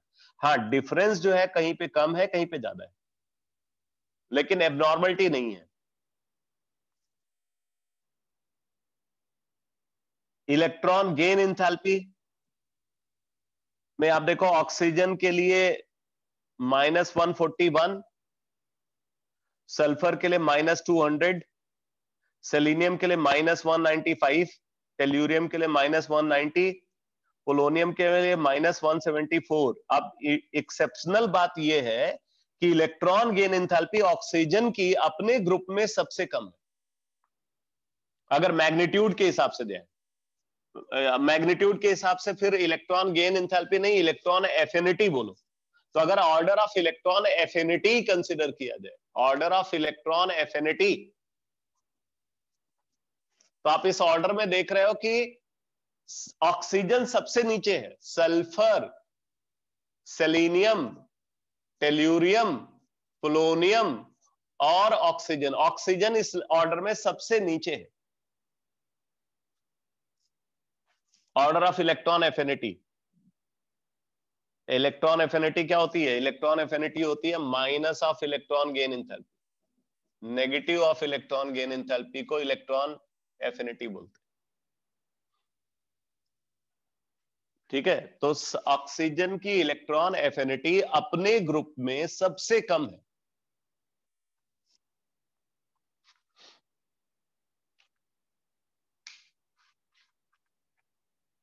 जबकि लोग सिर्फ सल्फर और ऑक्सीजन का ही इलेक्ट्रॉन एफिनिटी का ट्रेंड जो है जानते हैं।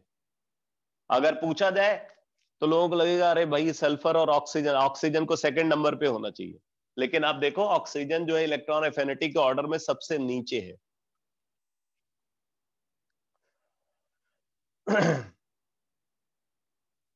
आयनाइजेशन एंथैल्पी में साइज का इफेक्ट होगा। ऑक्सीजन का साइज बहुत छोटा है तो आयनाइजेशन एंथैल्पी काफी ज्यादा होगी, 1314 किलो जूल पर मोल। देन सल्फर के केस में 1000 किलो जूल पर मोल, सेलेनियम के केस में 941 किलो जूल पर मोल, टेल्यूरियम के केस में 869 किलो जूल पर मोल, और पोलोनियम में 813 किलो जूल पर मोल। आप देख रहे हैं कोई एबनॉर्मलिटी ऑब्जर्व नहीं हो रही है। ठीक है, जनरल ट्रेंड जो होना चाहिए वही ट्रेंड फॉलो हो रहा है। जनरल ट्रेंड क्या है? ग्रुप में टॉप टू बॉटम जाने पे आयनाइजेशन एंथैल्पी डिक्रीज करनी चाहिए। आप देख रहे हो यहाँ पे वैल्यू डिक्रीज कर रही है। इलेक्ट्रोनेगेटिविटी तो ऑक्सीजन की 3.5 है, सेकंड मोस्ट इलेक्ट्रोनेगेटिव एलिमेंट होता है ऑक्सीजन, फ्लोरीन के बाद यही आता है इलेक्ट्रोनेगेटिविटी के ऑर्डर में, तो 3.5। सल्फर के लिए यहाँ पे 2.58 है। ये नए और पुराने एडिशन में कुछ गड़बड़ था, मुझे लगता है कि आपके पास नया एडिशन होगा तो उसमें 2.58 ही लिखा होगा। यही है 2.58 सल्फर के लिए। सल्फर के लिए इलेक्ट्रोनेगेटिविटी वैल्यू 2.58 गिवन है या कुछ और?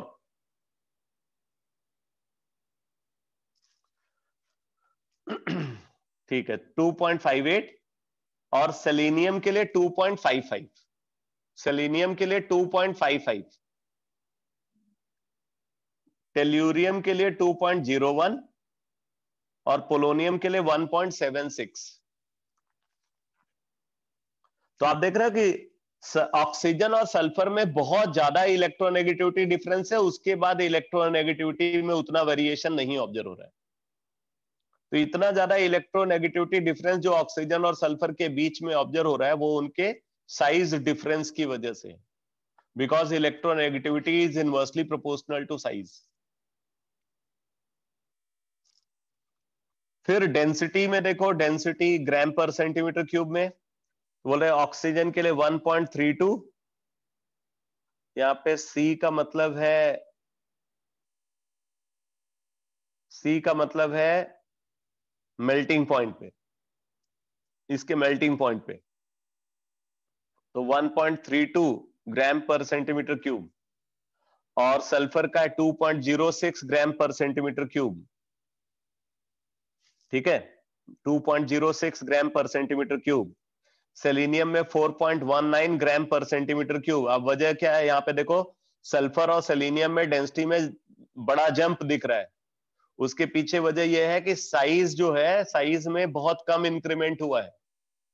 सेलेनियम का साइज सल्फर से थोड़ा ही बड़ा है, जबकि एटॉमिक मास नॉर्मल तरीके से वो इंक्रीज करता चला गया। तो एटॉमिक मास में बहुत ज्यादा इंक्रीमेंट हो गया, एटॉमिक साइज में बहुत कम इंक्रीमेंट हो रहा है, इसलिए डेंसिटी जो है वो सेलेनियम की सल्फर से लगभग डबल हो गई। उसके बाद टेल्यूरियम, टेल्यूरियम में उतना डेंसिटी डिफरेंस नहीं है। पोलोनियम के लिए अगर डेटा गिवन होता तो पोलोनियम की डेंसिटी बहुत ज्यादा होनी चाहिए थी, क्योंकि आप अगर देखो तो एटॉमिक मास में सफिशिएंट इंक्रीमेंट है और एटॉमिक साइज ऑलमोस्ट मतलब जो है वो कांस्टेंट है। तो इस वजह से पोलोनियम के लिए अगर डेंसिटी डेटा होता तो पोलोनियम की डेंसिटी काफी ज्यादा होनी चाहिए थी। मेल्टिंग पॉइंट पे देखो, ऑक्सीजन का मेल्टिंग पॉइंट 55 केल्विन है, गैस होता है। सल्फर सॉलिड होता है 393 kelvin, selenium 490 kelvin, tellurium 725 kelvin, polonium में मेल्टिंग पॉइंट फिर डिक्रीज हुआ है 520 केल्विन। ठीक है, और उसके बाद फिर बॉइलिंग पॉइंट में आप देखो ऑक्सीजन का 90 केल्विन, सल्फर का 718 केल्विन, सेलेनियम का 958 केल्विन, टेल्यूरियम का 1260 केल्विन, पोलोनियम का 1235 केल्विन। तो आप देख रहे हो कि मेल्टिंग पॉइंट और बॉइलिंग पॉइंट दोनों पोलोनियम का टेल्यूरियम से कम है। पोलोनियम का मेल्टिंग पॉइंट और बॉइलिंग पॉइंट दोनों टेल्यूरियम से कम है। बाकी जनरल ट्रेंड क्या है? ऊपर से नीचे जाने पे इंक्रीजेस होना चाहिए, तो वही ट्रेंड ऑब्जर्व हो रहा है। ऑक्सीडेशन स्टेट में देखो, ऑक्सीजन के लिए -2, -1, +1 एंड +2, -2, -1, +1 एंड +2, ये ऑक्सीडेशन स्टेट ऑब्जर्व होती है। -2 होती है परऑक्साइड में, ऑक्साइड में, -1 परऑक्साइड में, और +1 और +2 जो है ये फ्लोराइड्स, ऑक्सी फ्लोराइड्स में ऑब्जर्व होती है। सल्फर के लिए -2 +2 +4 +6, -2 +2 +4 +6 ये सल्फर के लिए है। सेलेनियम के लिए भी यही है, टेल्यूरियम के लिए भी यही है।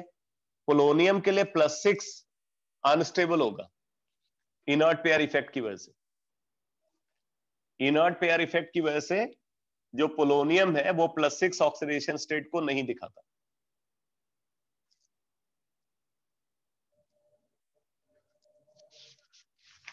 तो अब आप देखो यहां पे एटॉमिक एंड आयनिक रेडियाई में बोला due to increase in the number of shell, atomic and ionic radii increases from top to bottom in the group.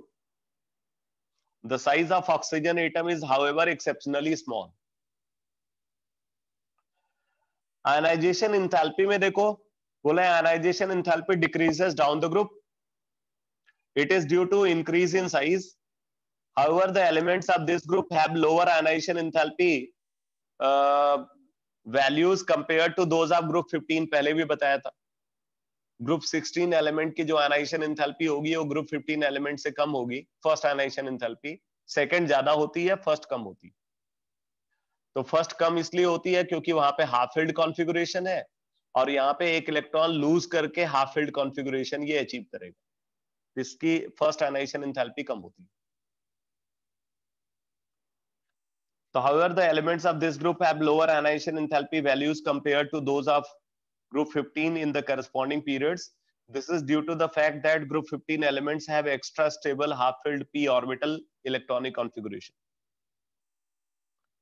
ठीक है, तो first ionization enthalpy of group 15 element is greater than that of group 16 element. However, second ionization enthalpy of group 16 element is greater than that of group 15 element.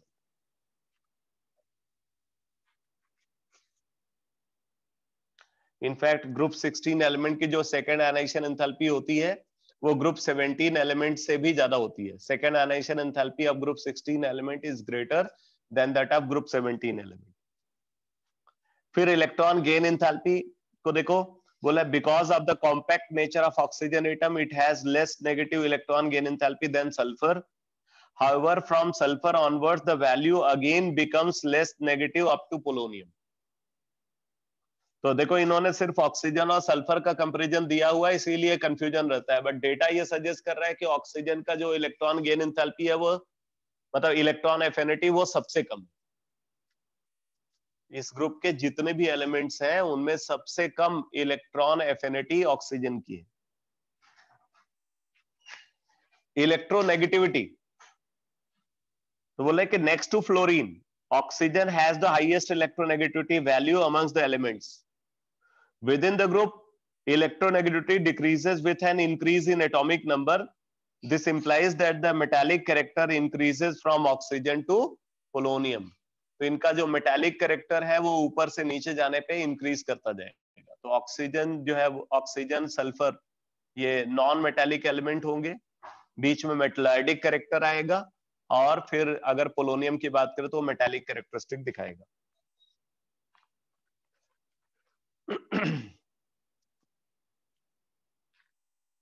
अब आप देखो बोले elements of group 16 generally show lower value of first ionization enthalpy compare to the corresponding period of group 15। Why? तो वही बात है, due to extra stable half filled p orbital configuration of group 15 element, larger amount of energy is required to remove electrons compared to group 16 elements. ठीक है, तो अब इसके बाद फिजिकल प्रॉपर्टीज का डिस्कशन है, तो अब इसको नेक्स्ट क्लास में देखेंगे बेटा। अच्छा, अब ये समझ लो कि कल की क्लास में कल पहले टेस्ट होगा आपका, ठीक है, कल टेस्ट होगा एल्काइल एंड एराइल हैलाइड का, और टेस्ट के बाद फिर 1 घंटे की जो क्लास होगी उसमें मैं पी ब्लॉक ही डिस्कस करूंगा। वो 1 आवर की जो क्लास होगी उसमें पी ब्लॉक डिस्कस होगा, और फिर उसके बाद वेडनेसडे, थर्सडे, फ्राइडे तीनों क्लासेस जो है वो हम लोग एल्कोहल, फिनॉल एंड ईथर को डिस्कस करेंगे। ऑर्गेनिक केमिस्ट्री पे तीनों क्लासेस। ओके बेटा।